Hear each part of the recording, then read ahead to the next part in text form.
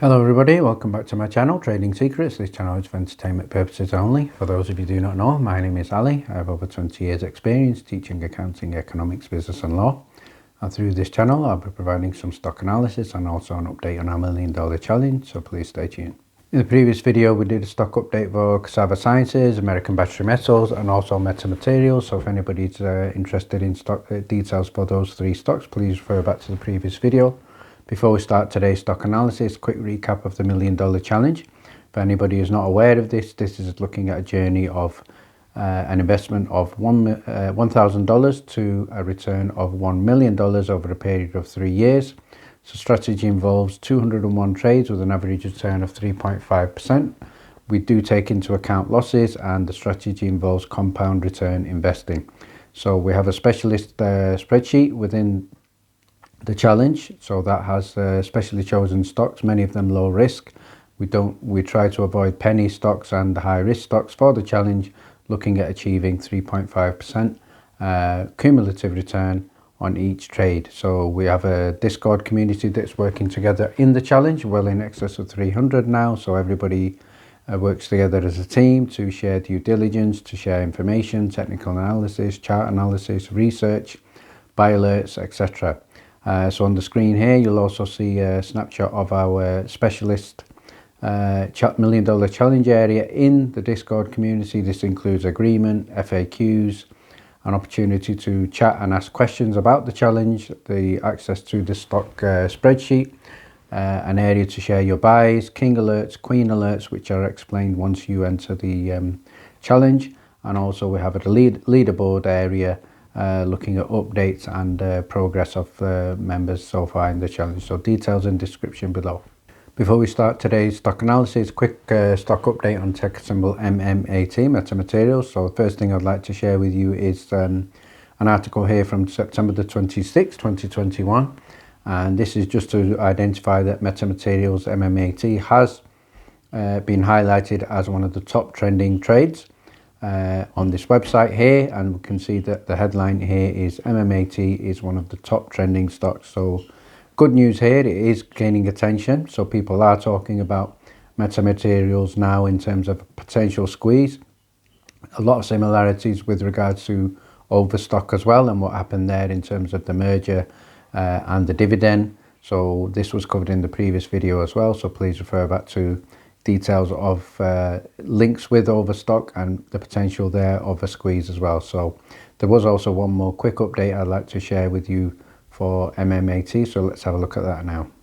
The next thing I'd like to do is get an insight in from a social media post. So shout out to TX Scotty, who has posted here, MMAT, hey George, are we selling GlucoWise or is this fraudulent? So we have an image here of GlucoWise blood glucose meter. So George has responded and he said, we are not selling in any platform GlucoWise since it is still under development. This fake pharmacy also sells other products, and our legal team have been trying but not yet able to legally block them since they are out of Indonesia. So what this indicates to me, a company or allegedly a fake pharmaceutical company is selling products which probably belong to Meta Materials. So this is not good news. George is trying to take legal action but obviously because it's not in the USA or not in Europe, going to be a little bit more tricky, possibly very, very expensive, and may not be successful as well. So what it also tells me is that this so-called fake pharmacy in Indonesia is selling this GlucoWise blood glucose meter, and it probably is selling it if it allegedly works. So what that indicates to me is, good thing about Meta Materials is that they are going through the relevant tests, they are going through the relevant approvals before selling this, but certainly this pharmaceutical company has made a decision to sell it in advance. So that also indicates to me there is a potential market out there.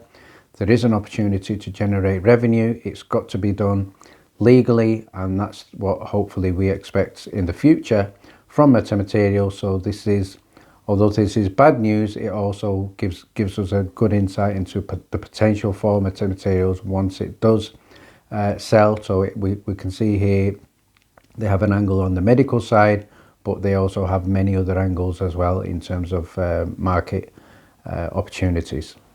Today's stock analysis is for ticker symbol GEOV, also known as Canoo. So let's start by having a look at one of the key pages from their website, and we can see the headline here is Engineering the Impossible.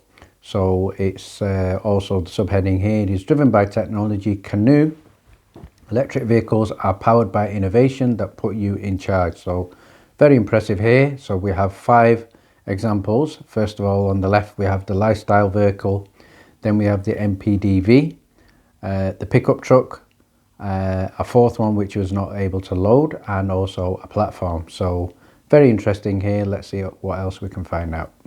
Okay, so the one that's caught my attention is the lifestyle vehicle. So I'd like to have a look at that. So on the screen here, in terms of the business, we can see on the top right hand side there is an opportunity to pre-order this. So that indicates not yet available for immediate use, but the company is ready to take pre-orders. We have a price, and the price here is $34,750. However, it's also an asterisk there, and with the good news here, we can actually see a date. So the company has planned a date to launch this late 2022. So probably looking at around about a year. Let's have a look at the details of this lifestyle vehicle. So it has a 250-mile range, up to 350 horsepower, 188 foot interior volume, fully electric, which is good, and huge potential for the future. Highly versatile, offering a lot more utility inside, and for city explorers, businesses, families, and adventurers. So they're trying to capture a huge market share there. The design is impressive, the technology is impressive, the 250-mile range certainly looks quite reasonable. So let's see what else we can find about this company. Okay, so the next thing I'd like to have a look at now is a press release from the company, and the headline here is the Canoo Sustainability Manifesto. The Canoo mission is bringing EVs to everyone. So what that indicates to me in terms of their mission, when they are saying they're bringing EVs to everyone, it probably indicates they're going to try and make them a little bit more affordable. We know how potentially expensive Teslas are, and we also know a Neo is also in terms of targeting their market is more at the higher end. So this seems to be looking at Canoo, looks to be looking at the opportunity to target more for everyone, as they've stated here on their headline. So let's have a look at what else they've said. They said, we are uncompromising in our quest to bring EV technology to the heartland to benefit jobs, the environment, and our communities. So this is a statement from the chairman, Mr. Tony Aquila, and he's also gone on to say that we are audacious, unreasonable outliers in pursuit of this vision. This is our DNA infused into the very fibre of Canoo. Let's now have a look at why I thought this stock was quite interesting. So although the business is known as Canoo, the stock is ticker symbol GOEV. So let's now have a look at the one-day chart for this, which was for close of play on the Friday. So if you have a look at the screen here, the stock was up very healthy, 21.83% on the Friday, closing at $9.04. So let's just, now we're here, have a quick overview of the company on the right hand side. So Canoo is a startup American manufacturer of electric vehicles. So the company plans to sell the minivan in the year 2022. So we've seen that already in terms of them taking pre-orders. They also plan to produce commercial electric vehicles such as vans for vehicle renting and ride sharing services. The company is located in California and founded in 2017. Have in excess of 300 employees. So let's now have a look at the 5-day chart. So on the screen here you'll see the 5-day chart. Again, very impressive. It's up in excess of 39%. So certainly seems to be getting some attention here. We have a market cap just in excess of $2.15 billion, and again, so very interesting potential here. So let's see what else we can find. What I would now like to do is delve a little bit deeper in terms of the company's financials. So I'm going to share with you on the screen here their second quarter 2021 results. So what the key headlines that we can see here that we may be interested in as potential investors. So on the left hand side, the key headlines here: it was awarded the VDL Nedcar, a JD Power top rated manufacturer, as contract manufacturers to meet quarter 4 2022 SOP and provides footprint for European expansion. So again, very ambitious statement there. They've established a landmark Oklahoma partnership for phase 2 manufacturing. State committed approximately $300 million in non-dilutive financial incentives. Again, very strong positive headline there. They have surpassed 9,500 non-binding pre-orders. So what that also tells me is there's a huge market demand here. For the lifestyle vehicle, the pickup truck and multi-purpose delivery vehicle. So the non-binding orders basically indicates that people can cancel without any obligation to make any payment. And they have a hosted investor day attracting over 800 virtual and in-person attendees. And GOEV was added to the Russell 2000 and Russell 3000 indices. So that is the strongest statement there. From my point of view, the addition to the Russell is certainly a very positive sign. Let's now have a look at their income statement. So on the screen here, this is the 3-month income statement for the period ending June the 30th, 2021, comparing it with June the 30th, 2020. So let's see some of the key headlines that we can see here. And obviously we know that the company are not generating revenue right now. However, they are expecting to generate revenue late 2022. So let's have a look at in terms of their costs. And on the screen here we can see June the 30th, 2020, the costs were just in excess of $14 million. So $14,642,000. And June the 30th, the costs have gone up quite significantly to $57,638,000. So although the costs have gone up, that's not necessarily a bad thing. That's actually a good thing. And the reason why it's a good thing, because when you increase production, when you get ready to sell, your costs are naturally going to increase. So this figure is indicative for research and development expenses excluding depreciation. So they also have fees for selling, general and admin expenses. Depreciation is also recorded separately. So the total loss June 2020 was just in excess of 19 million. However, this is the important figure. The total loss June 30, 2021 was just in excess of 104 million. So potentially quite a concern there. Now, if we add on interest income, we also add on other liabilities at the bottom, including taxes.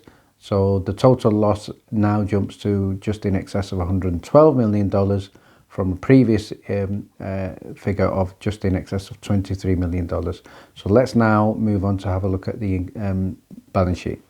Okay, so the balance sheet, the key things I'm going to be interested in here are the assets and the liabilities. So again, it's the same period.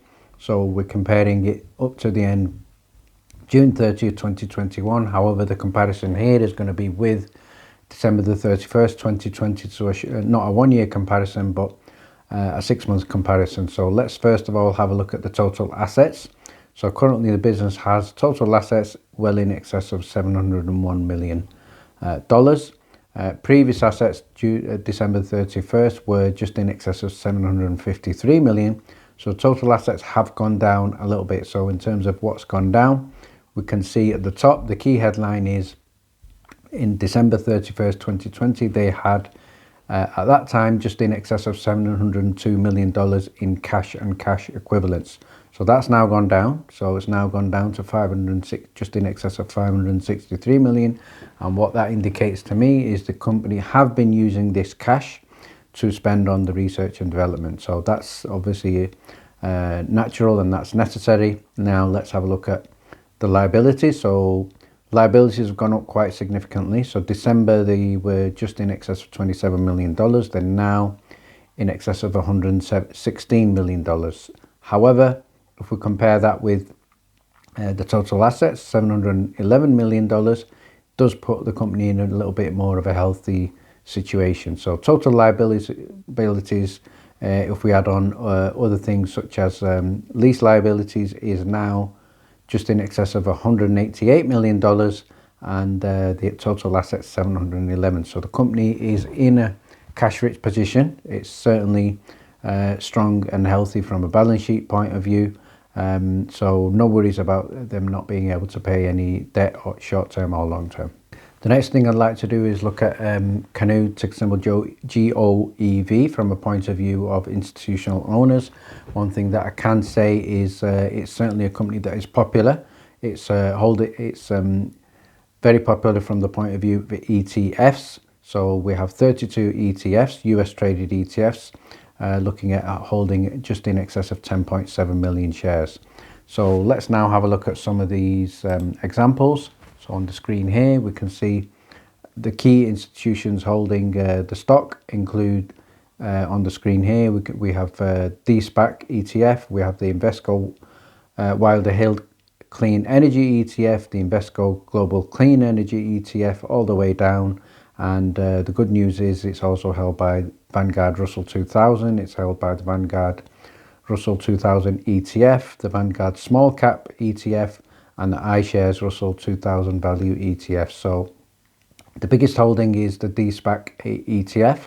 That's just approximately 4% from total figure amount. It's the second one is the highest. So Invesco Wilder Hill Clean Energy ETF, that's, although it's 1.33%, the figure here is quite significant, and that is just in excess of $25 million worth of shares. So that certainly gives us confidence in this stock, with quite a significant amount of ETFs having investments in this stock. Let's now proceed to have a look at the Ortex data. So we can see on the screen here the Ortex data for ticker symbol GOEF. Again, this was reported close of play on the Friday. Cost to borrow is just around about 7%, so it's not a huge amount in terms of cost to borrow. Shares on loan, we have just in excess of 38 million. The percentage of the free float on loan is just approximately 38.90. Estimated short interest, which is a percentage of the free float, 33.08%. Utilization right now, close of play on the Friday, was 98.13. So it's not significant from the point of view of a squeeze based on this, but in terms of the potential run up, that is a good sign from me, because it possibly is running up. We're more based on sentiment, and also more based on good news. And finally, what I'd like to share with you is just a date for your diary. So this is September the 29th to October the 1st, 2021. And this is the CPCO of GA 23rd Annual Fall Conference. So in this conference, if anybody has access to this, what you will get is the opportunity to see Canoo here. Canoo are going to be publicly introducing an electric powered vehicle customizable for pest control industry, and come and join us for this exciting pest industry unveiling. So what that certainly tells me, as well as their market opportunities for leisure, adventure, and also for just normal households, they're also looking here from a commercial angle. So that's good news. So hopefully from this event we can get some good insight in terms of what they announce. And finally, if anybody's looking to make an investment in ticker symbol GOEV, we can see that it did run up. It's also one of those stocks that could still continue to run up. I don't recommend, normally don't recommend chasing a stock. However, if there is a pullback, and if you can certainly catch this close to $7.20, I certainly think this could be a good long-term hold. Thank you very much for watching. Please stay tuned.